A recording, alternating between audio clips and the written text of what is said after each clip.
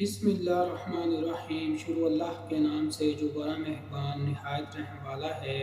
عبداللہ بن عمر بن العاص رضی اللہ عنہ کہتے ہیں کہ ایک شخص نبی اکرم صلی اللہ علیہ وآلہ وسلم کی خدمت میں آیا اور عرض کیا، میں نے اپنی ماں کو ایک باغ دیا تھا اور وہ مر گئیں اور میرے سوا ان کا کوئی اور وارث نہیں۔ تو آپ صلی اللہ علیہ وآلہ وسلم نے فرمایا، تمہیں تمہارے صدقے کا ثواب مل گیا اور تمہارا باغ بھی تمہیں واپس مل گیا۔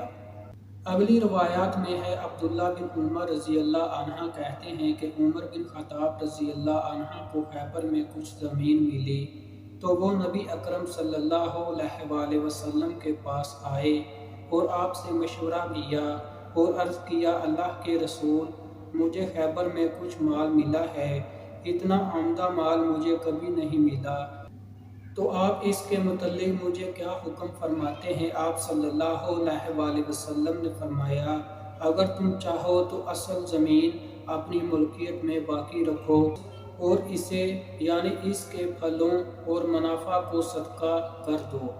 عمر رضی اللہ عنہ نے ایسا ہی کیا، اس طرح کہ اصل زمین نہ بیچی جائے اور نہ اسے وراثت میں دیا جائے اور وہ صدقہ رہے۔ فقیروں اور رشتہ داروں کے لیے، غلاموں کے آزاد کرانے اور مجاہدین کے سامان تیار کرنے کے لیے اور مسافروں اور مہمانوں کے لیے، اور جو اس کا متولی ہو وہ اس میں دستور کے مطابق کھائے یا کسی دوست کو کھلائے، لیکن مال جمع نہ کرے۔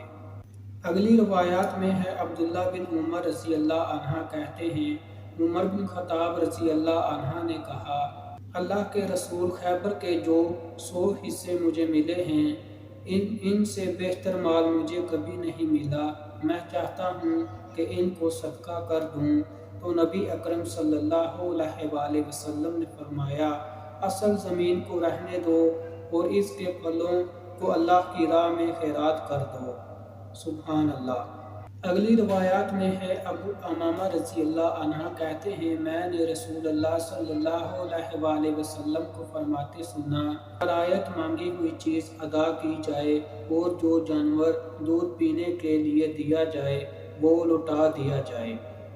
اگلی روایات میں ہے، سمر رضی اللہ عنہ کہتے ہیں کہ رسول اللہ صلی اللہ علیہ وآلہ وسلم نے فرمایا، ہاتھ پر واجب ہے کہ جو وہ لے اسے واپس کرے۔ سبحان اللہ۔